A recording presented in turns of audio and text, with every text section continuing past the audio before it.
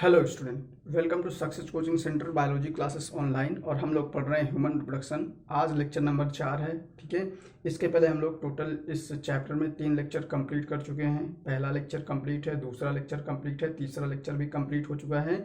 और आज human reproduction का लेक्चर नंबर 4 आएगा। ठीक है, तो हम लोगों ने कल थोड़ा सा इस टॉपिक पर बात किया था, जो पीछे डायग्राम बना हुआ दिखाई दे रहा है। ठीक है, इसके बारे में हमने कल थोड़ा सा पढ़ा था। आज हम लोग देखते हैं कि हमने कल क्या पढ़ा था, फिर उसके बाद टॉपिक पर आगे बढ़ते हैं। ठीक है, हमने कहा था कि जो मानव है उसमें प्राइमरी सेक्स आर्गन पेयर्ड होते हैं, जिन्हें हम लोग टेस्टिस के नाम से जानते हैं। यहाँ पे ये टेस्टिस बने हुए हैं, एक टेस्टिस इस साइड में है और एक टेस्टिस इस साइड में है।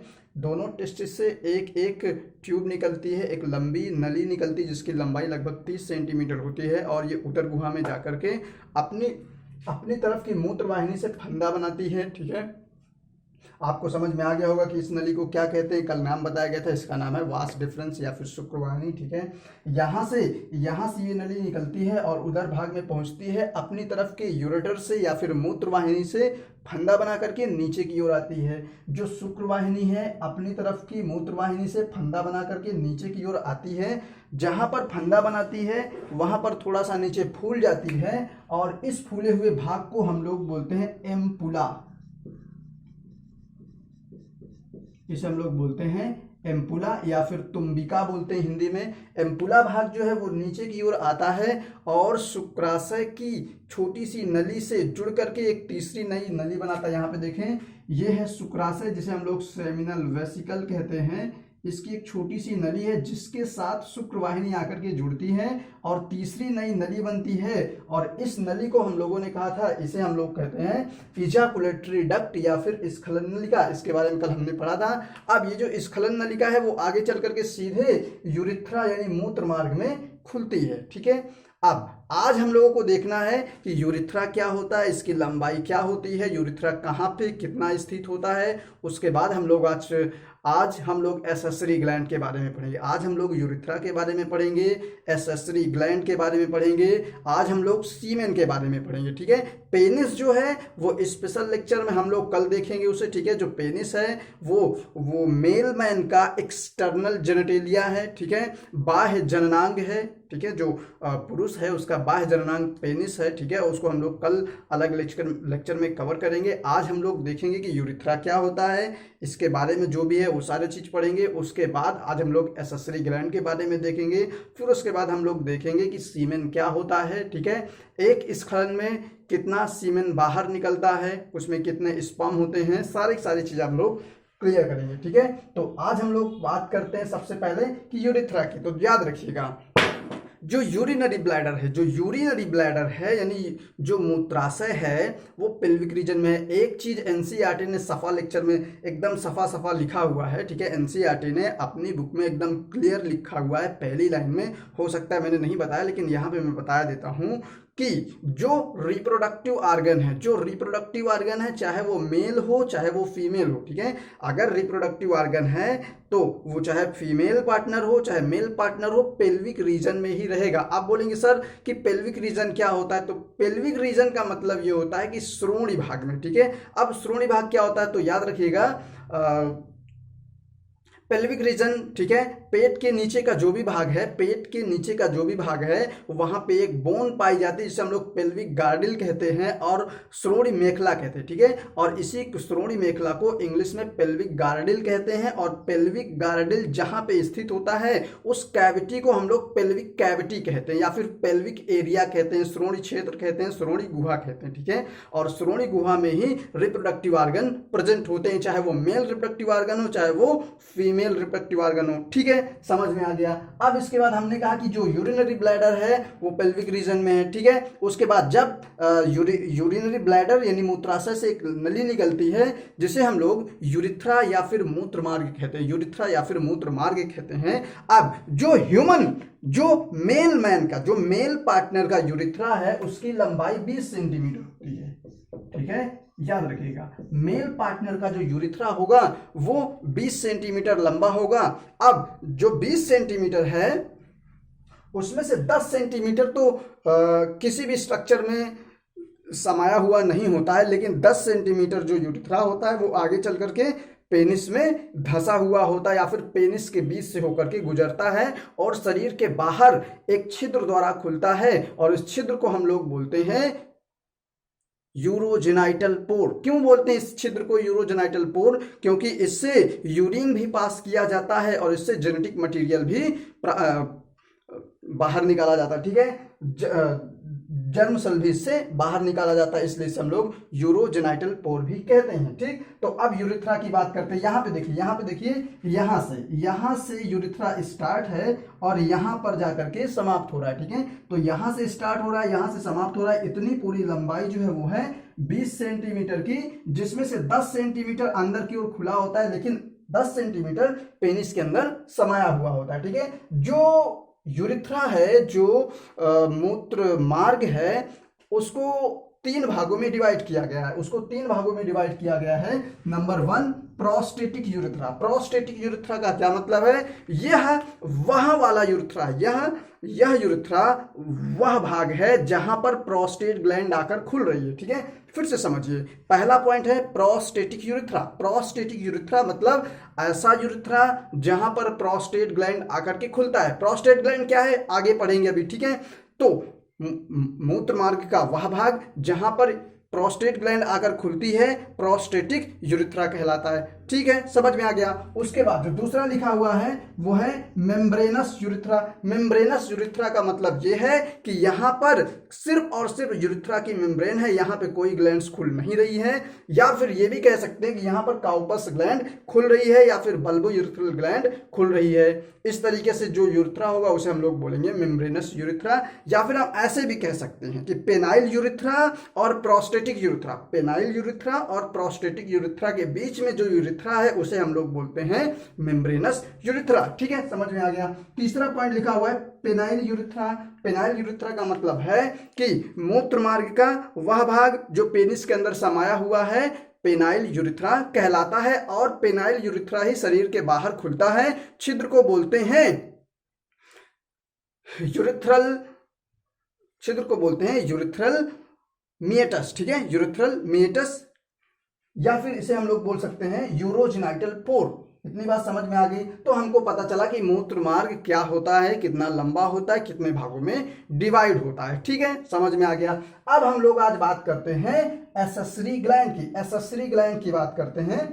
अभी आप लोग इसको छोड़ दीजिए, अभी हम लोग बाद में इसको डिस्कस कर लेंगे। ठीक है, लेकिन ठीक, अब हम लोग बात करते हैं एक्सेसरी ग्लैंड की सहायक ग्रंथियों की। ठीक है, जब लेक्चर नंबर 1 मैंने दिया था तो उसमें मैंने एक फ्लो चार्ट बना दिया था, एक लंबा सा चार्ट बना दिया था, और मेल रिप्रोडक्टिव सिस्टम में जो जो भी पढ़ना है उस चार्ट में बता दिया गया था। ठीक है, सबसे पहले सब कुछ बता दिया गया है, अब उन्हीं चीजों को समझने की कोशिश कर रहे हैं हम लोग। ठीक है, तो आज हम लोग बात करते हैं अब एक्सेसरी ग्लैंड की या फिर रिप्रोडक्टिव ग्लैंड की। ठीक है, जनन ग्रंथियों की बात करते हैं मेल मैन में, या फिर हम लोग बात करते हैं सहायक जनन ग्रंथियों की, एक्सेसरी रिप्रोडक्टिव ग्लैंड की। ठीक है, तो सबसे नंबर 1 पर जो है उसे हम लोग बोलते हैं सेमिनल वेसिकल। ठीक है, इसे हम लोग सेमिनल वेसिकल भी कहते हैं, शुक्राशय हिंदी में बोलते हैं, और इसकी संख्या 2 होती है। ध्यान से देखेंगे तो एक ये यहाँ पे है और एक ये यहाँ पे है। ठीक है, तो इस तरीके से जो सेमिनल वेसिकल है उसकी संख्या 2 होती है, शुक्राशय जो उसकी संख्या 2 होती है। ठीक, समझ में आ गया। अब जो सेमिनल वेसिकल है वो यूरिथ्रा एंड रेक्टम के बीच में पाया जाता है। मतलब क्या है कि आगे की ओर होगा यूरिथ्रा, पीछे की ओर होगा रेक्टम। मतलब आगे की ओर होगा मूत्राशय, नीचे की ओर होगा मलाशय। तो मूत्राशय और मलाशय के बीच में दबा हुआ स्ट्रक्चर पाया जाता है जिसे हम लोग बोलते हैं शुक्राशय या फिर सेमिनल वेसिकल। ठीक है, लोकेशन पता चला कि जो शुक्राशय है वो मलाशय और मूत्राशय के बीच में स्थित होता है। ठीक, इसकी संख्या 2 होती है। ठीक, अब जो सेमिनल वेसिकल है वो एक लिक्विड बनाता है, एक तरल पदार्थ स्रावित करता है, चिपचिपा क्षारीय तरल पदार्थ स्रावित करता है, और ये जो है ये पूरे के पूरे सीमेन का 60% भाग बनाता है। ठीक, जो सेमिनल वेसिकल से तरल पदार्थ स्रावित होकर के आता है वो पूरे के पूरे सीमेन का लगभग 60% भाग बनाता है, पूरे के पूरे सीमेन का लगभग 60% भाग बनाता है, और 60% भाग बनाता है। साथ में इसमें जो ये जो तरल पदार्थ बना रहा है, इसमें बहुत सारे इंपॉर्टेंट मटेरियल कंपोनेंट पाए जाते हैं जो कि स्पर्म को एनर्जी देने में हेल्प करते हैं, उसको एक्टिव रखने में हेल्प करते हैं। ठीक है, तो बात करते हैं कि जो शुक्राशय है उससे जो भी तरल पदार्थ बन रहा है वो चिपचिपा है, क्षारीय है, ठीक है, थोड़ा सा गाढ़ा भी है, सीमेन का 60% भाग बनाता है। ठीक है, हमको समझ में आ गया। अब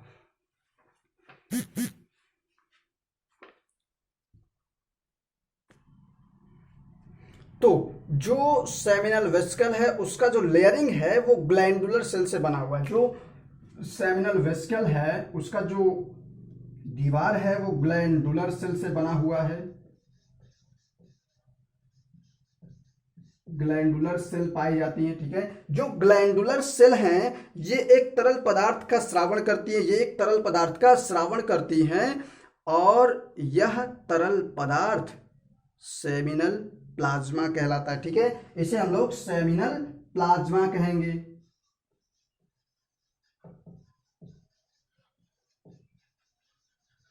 सेमिनल प्लाज्मा कहते हैं। अब जो सेमिनल प्लाज्मा है वो क्या है? सेमिनल प्लाज्मा जो है वो सीमेन का 60% भाग बनाता है, और इसमें बहुत सारी चीजें पाई जाती हैं, जैसे फ्रक्टोज, जैसे इसमें पाया जाता है फ्रक्टोज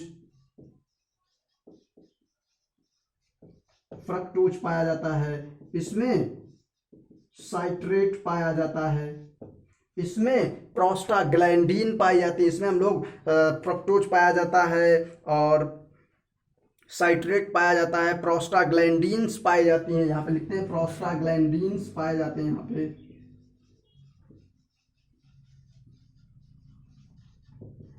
प्रोस्टाग्लैंडीन्स पाई जाती है यहाँ पे। ठीक है, इतना सारा चीज पाया जाता है। अब ये करेंगे क्या? देखिए, जो फ्रक्टोज है वो स्पर्म को ग्लूकोज में कन्वर्ट होकर के एनर्जी देगा, ऊर्जा प्रदान करेगा शुक्राणु को, ताकि शुक्राणु जो है वो आगे तक चलता चला जाए, उसका जो एनर्जी लेवल है वो बना रहे। क्यों? क्योंकि जो सेमिनल प्लाज्मा है उसमें फ्रक्टोज है। ठीक है, साइट्रेट जो है वो भी हेल्प करता है। ठीक है, उसके बाद यहाँ पे लिखा गया प्रोस्टाग्लैंडीन क्या है? याद रखिए, जब सोचिए यहाँ पे अभी सीमेन बन रहा है, ठीक है, कुछ देर बाद यहाँ पे सेमिनल प्लाज्मा बन जाएगा, फिर जो शुक्राणु है वो सेमिनल प्लाज्मा से आकर के जुड़ जाएंगे या मिल जाएंगे। ठीक है, मिलने के बाद फिर क्या होगा कि और तरल पदार्थ बनेगा और आगे चल करके सीमेन बन जाएगा। सीमेन जो है जब इंसेमिनेशन होगा तो यही सीमेन फीमेल बॉडी के वैजाइनल ट्रैक्ट में पहुंचेगा। तो वहां पर ये जो प्रोस्टाग्लैंडीन है, यहाँ पे जो प्रोस्टाग्लैंडीन हम बता रहे हैं, ये प्रोस्टाग्लैंडीन फीमेल के रिप्रोडक्टिव ट्रैक में पहुंच करके, जनन पथ में पहुंच करके वहां पर कंट्रैक्शन उत्पन्न करवाते हैं, संकुचन उत्पन्न करवाते हैं, जिसके कारण शुक्राणु जो है वो काफी स्पीड से आगे बढ़ते हैं, काफी स्पीड से तैरते आगे चले जाते हैं। ठीक है, तो हमको पता चला कि जो सेमिनल प्लाज्मा है वो ग्लैंडुलर सेल से बना हुआ है। ठीक है, जो सेमिनल वेसिकल है उसका जो लेयर है वो ग्लैंडुलर सेल से बना हुआ है।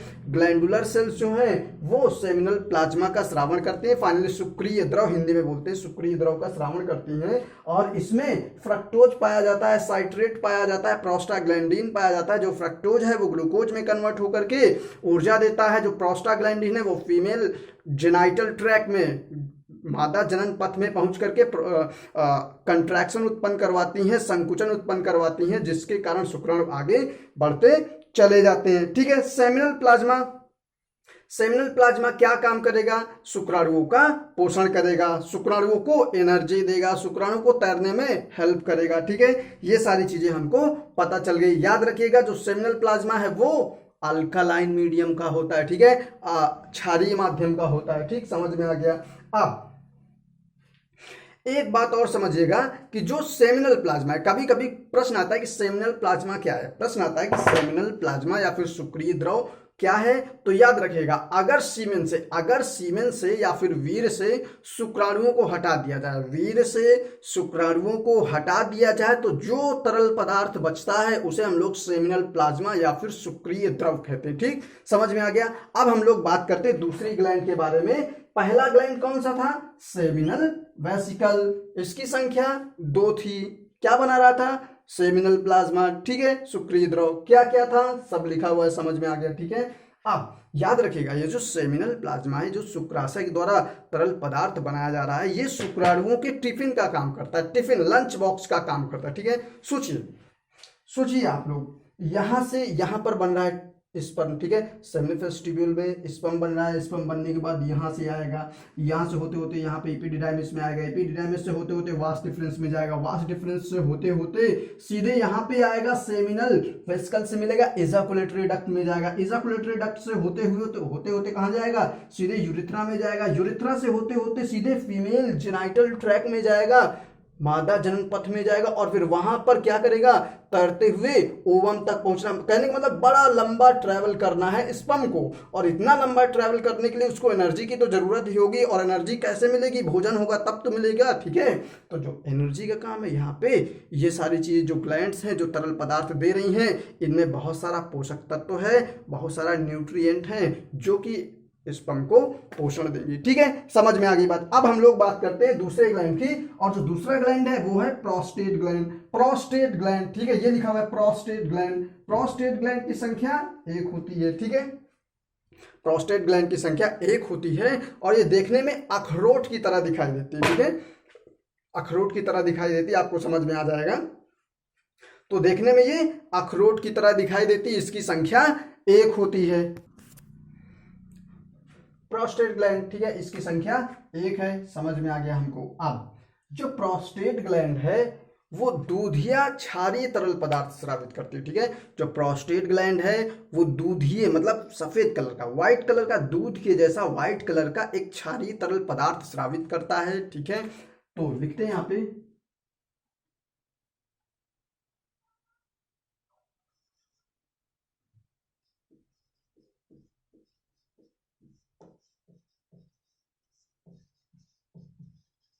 दूधिया तरल पदार्थ या फिर milk like structure, milk like fluid secrete करता है। ठीक है, दूधिया तरल पदार्थ स्रावित करता है, और जो ये दूधिया तरल पदार्थ है ये क्षारीय होता है और स्टिकी होता है, चिपचिपा होता है। ठीक है, क्षारीय होगा और स्टिकी होगा। अब इसमें क्या क्या होगा? इसमें देखिए, याद रखिएगा, इसमें होता है कैल्शियम, इसमें होता है कैल्शियम साइट्रेट, इसमें होता है कैल्शियम, इसमें होता है कैल्शियम, इसमें होता है साइट्रेट, और क्या होता है इसमें? इसमें होता है कैल्शियम, इसमें होता है साइट्रेट, और इसमें होता है लाइसोजाइम। अभी लाइसोजाइम का नाम तो आपको पता है। ठीक है, इसमें होता है लाइसोजाइम।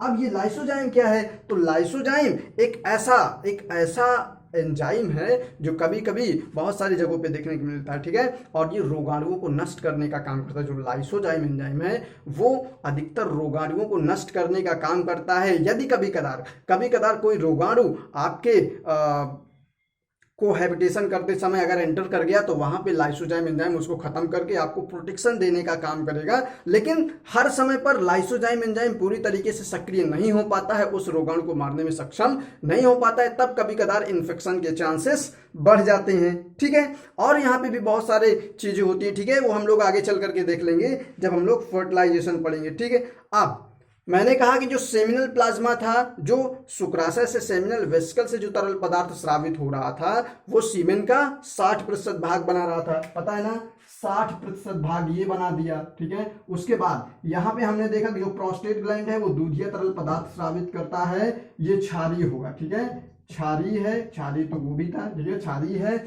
उसके बाद इसमें कैल्शियम है, साइट्रेट है, लाइसोजाइम है, हायालुरोनिडेज एंजाइम है। ठीक है, इस तरीके से इसमें बहुत सारी चीजें हैं, और ये सीमेन का 25% भाग बनाता है। सीमेन का 25% भाग बनाता है। अब 25% भाग बनाता है, उसके बाद जो प्रोस्टेट ग्लैंड से स्रावित हो रहा है तरल पदार्थ, वो एक्टिवेशन ऑफ स्पर्म, ठीक है, शुक्राणुओं के सक्रियण में भाग लेता है, शुक्राणु को सक्रिय बनाए रखता है। ठीक, तो समझ में आ गया हमें प्रोस्टेट ग्लैंड का प्रोसेस। ठीक है, प्रोस्टेट ग्लैंड से जो भी निकला। अब उसके बाद तीसरा पॉइंट है काउपर्स ग्लैंड, जिसे हम लोग बल्बो यूरेथ्रल ग्लैंड कहते हैं। ठीक है, बल्बो यूरेथ्रल ग्लैंड कहते हैं, इसे हम लोग काउपर्स ग्लैंड भी कहते हैं। अब जो काउपर्स ग्लैंड है, याद रखिएगा, जो काउपर्स ग्लैंड है इसकी संख्या भी 2 होती है। काउपर्स ग्लैंड की संख्या भी 2 होती है, ठीक है। काउपर्स ग्लैंड की संख्या भी 2 होती है। और ये है कहाँ, स्थित कहाँ पे, याद रखिएगा। जो हाँ, स्थिति भी सबकी जरूरी है, ठीक है। जैसे मैंने बताया आपको कि सेमिनल वेसिकल कहाँ स्थित होता है, मलाशय और मूत्राशय के बीच में स्थित होता है। फिर मैंने कहा प्रोस्टेट ग्लैंड कहाँ स्थित होता है, तो प्रोस्टेट ग्लैंड कहाँ स्थित है, मूत्र मार्ग के आधार भाग पे, जहां से मूत्र मार्ग स्टार्ट हो रहा है, जहां से मूत्र मार्ग प्रारंभ हो रहा है, वहीं तो प्रोस्टेट ग्लैंड लगा हुआ है। मतलब जो प्रोस्टेट ग्लैंड है वो मूत्राशय के एंड भाग पर, समाप्ति के भाग पर, ठीक है, या फिर मूत्र मार्ग जहां से प्रारंभ हो रहा है वहां पर स्थित होती है, ठीक है। अब काउपर्स ग्लैंड कहां पर स्थित होती है, Cowper's gland root of penis के पास स्थित होती है, जहां पर शिश्न की जड़ होती है उसके थोड़ा सा ऊपर 2 मटर के दाने की भांति की ग्लैंड होती हैं, जो कि यहाँ पे स्थित होती है। काउपर्स ग्लैंड या बल्बोयूरेथ्रल ग्लैंड कहते हैं उन्हें, ठीक है, समझ में आ गया। अब इसके बाद याद रखिएगा, इसे हम लोग येलो ग्लैंड भी कहते हैं। क्यों, क्योंकि ये पीले, हल्की सी पीली दिखाई देती है, ठीक है, पीले तरल पदार्थ का श्रावण करती है, इसलिए से हम लोग येलो ग्लैंड भी कह सकते हैं। इतनी बात समझ में आ गई।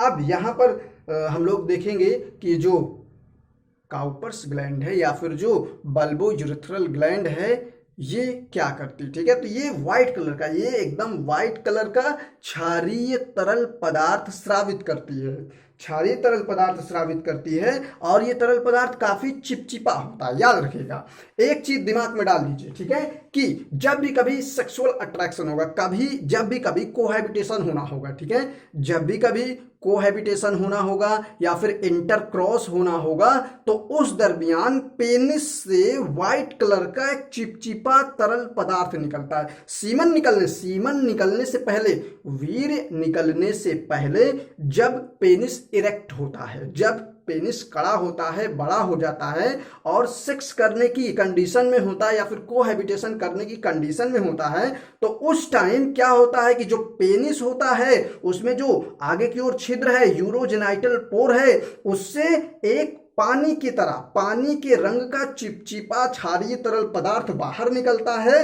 वो कुछ और नहीं है, वो काउपर्स ग्लैंड या फिर बल्बोयूरेथ्रल ग्लैंड द्वारा स्रावित तरल पदार्थ है। और उसका काम क्या है, उसका काम है कि आपका जो रास्ता है, जो यूरिन पास करने वाला रास्ता है, जो अम्लीय हो गया था उसको क्षारीय बनाएगा। उसके बाद आपके पेनिस से निकल करके वह पदार्थ फीमेल रिप्रोडक्टिव पाथवे पे जाएगा, मादा जनन पथ पर जाएगा। और याद रखिएगा, सबसे पहले ये योनि द्वार पर जाएगा, योनि के रास्ते पे जाएगा, वैजाइनल ट्रैक में जाएगा और वैजाइनल ट्रैक को चिकना बनाएगा और जो इंटरक्रॉस हो रहा है उसको काफी अट्रैक्टिव बनाएगा, ठीक है, आकर्षक बनाएगा उसे, ठीक। तो हमें समझ में आ गया कि यहाँ पे जो काउपर्स ग्लैंड है, जिसे हम लोग बल्बोयूरेथ्रल ग्लैंड भी कह रहे हैं, इससे हल्का सा पीला, एकदम हल्का सा पीला, वैसे वो पानी के कलर का ही दिखाई देता है, चिपचिपा क्षारीय तरल पदार्थ स्रावित करता है। सेक्स की कंडीशन में सबसे पहले वही तरल पदार्थ बाहर निकलता है और वह सबसे पहले आपके जो यूरिन पास करने वाला रास्ता अर्थात जो मूत्र मार्ग है, जो अम्लीय हो गया है, सबसे पहले उसको क्षारीय बनाएगा। फिर उसके बाद योनि में पहुंचेगा, योनि रास्ते को, जो योनि द्वार है, योनि का जो रास्ता है उसको चिकना बनाएगा, ताकि जो सेक्स हो रहा है, ताकि जो इंटरक्रॉस हो रहा है वो काफी आकर्षक बन सके, अट्रैक्टिव बन सके, ठीक है। और जो कोहैबिटेशन है, जो इंटरक्रॉस है वो सफल हो सके, मैथुन जो है वो सफल हो सके, ठीक है। इतनी बात हमको समझ में आ गई। अब आज हम लोग देखेंगे कि सीमेन क्या होता है। अब लगे हाथ यहीं पे सीमेन की बात भी पता हो जाना चाहिए, क्योंकि हमने पढ़ लिया कि सेमनीफेरस ट्यूब्यूल में स्पर्मेटोजेनेसिस हुआ, स्पर्म बन गया, टेस्टिस से निकला, रेट टेस्टिस में पहुंचा, ठीक है। सेमनीफेरस ट्यूब्यूल में स्पर्म बना, रेट टेस्टिस में पहुंचा, रेट टेस्टिस से निकला, एपिडिडाइमिस में पहुंचा, एपिडिडाइमिस से निकला, वास डिफरेंस में पहुंचा, वास डिफरेंस से निकला इजाकुलेटरी डक्ट में पहुंचा, इजाकुलेटरी डक्ट से निकला यूरिथ्रा में पहुंच गया, यूरिथ्रा से निकला सीधा कहां पहुंच गया, अब शरीर के बाहर जाएगा। ठीक है, तो अब हमको जानना चाहिए कि आखिर ये जो स्पर्म बन के आ रहा है कहां कहां जा रहा है और इससे कौन कौन से तरल पदार्थ मिलते हैं और ये कैसे सीमेन कहलाता है। ठीक है, तो याद रखिए जो सीमेन है वो एक तरीके से मिक्सचर है। ठीक है, जो वीर है वो एक तरीके से मिक्सचर है, बहुत सारे पदार्थों का मिश्रण है। ठीक है, अब जो सीमेन है उसमें बहुत सारे पदार्थ मिश्रित हैं। क्या क्या मिश्रित हैं हम सब लोग पढ़ चुके हैं। अगर इन्हीं सबको मिला देंगे तो मिक्सचर बन जाएगा, मिक्सचर बन जाएगा तो सीमेन बोल देंगे उसे। ठीक है, कैसे, एक बार देखते हैं। सबसे पहली बात तो सीमेन में स्पर्म होगा जो कि सेमिनिफरस ट्यूब्यूल टेस्टिस से बन के आ रहा है। ठीक है, दूसरा बात सेमिनल प्लाज्मा होगा, तीसरा बात प्रोस्टेटिक फ्लूइड होगा, चौथा बात यहाँ पे बल्बो यूरिथ्रल फ्लूइड होगा। ठीक है, तो कहने का मतलब क्या है कि वीर क्या है, वीर क्या है। तो डिफिनीशन टाइप में हम लोग बता सकते हैं, कि मैथुन के समय मैथुन के समय यूरोजेनाइटल ट्रैक, याद रखिएगा मैथुन के समय। ठीक है, यूरिन पास करते समय नहीं, यूरिन पास करते समय सिर्फ और सिर्फ उस रास्ते से यूरिन ही निकलेगा। यूरिन पास करते समय यूरिथ्रा से सिर्फ और सिर्फ यूरिन ही निकलेगा। लेकिन जब इंटरक्रॉस होगा, मैथुन होगा, कोहैबिटेशन होगा या फिर सेक्स होगा, तो उस दरमियान उस छिद्र से सिर्फ और सिर्फ सीमेन निकलता है। सीमेन और यूरिन दोनों एक दूसरे के साथ नहीं निकल सकते, ये हमारा कंट्रोलर सिस्टम काम करता है। ठीक है, हाँ, तो कहने का मतलब ये है कि मैथुन के समय या फिर सेक्स करते समय, इंटरक्रॉस के समय शिश्न से निकलने वाला तरल पदार्थ सीमेन या वीर्य कहलाता है।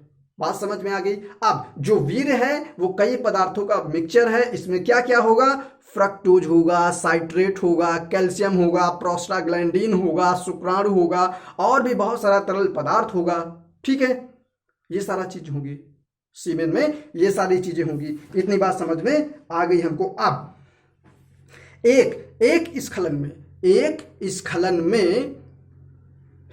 एक स्खलन का मतलब क्या है कि एक बार जब ह्यूमन पूरी तरीके से सेक्स करने समय, या तो ये समझ लीजिए कि जब एक बार पुरुष पूरी तरीके से सेक्स करने के बाद सीमेन बाहर निकलने वाला होता है। ठीक है, एक बार सेक्स करने के बाद जब पेनिस से सीमेन बाहर निकलता है तो उसे एक स्खलन कहते हैं। ठीक है, उसे एक स्खलन कहते हैं। और एक स्खलन में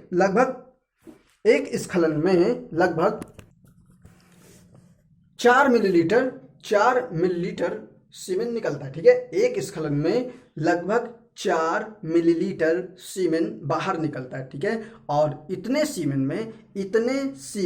में 400 मिलियन शुक्राणु पाए जाते हैं। इतने सीमेन में लगभग 400 शुक्राणु पाए जाते हैं। ठीक है, एनसीईआरटी में तो नहीं दिया हुआ है ये, लेकिन 4 मिलीलीटर निकलता ये एनसीईआरटी ने दे रखा है। ठीक है, एनसीईआरटी ने दे रखा है।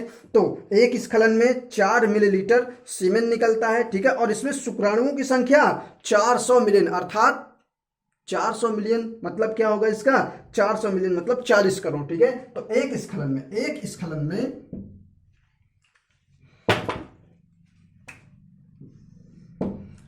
स्खलन में याद रखिएगा, एक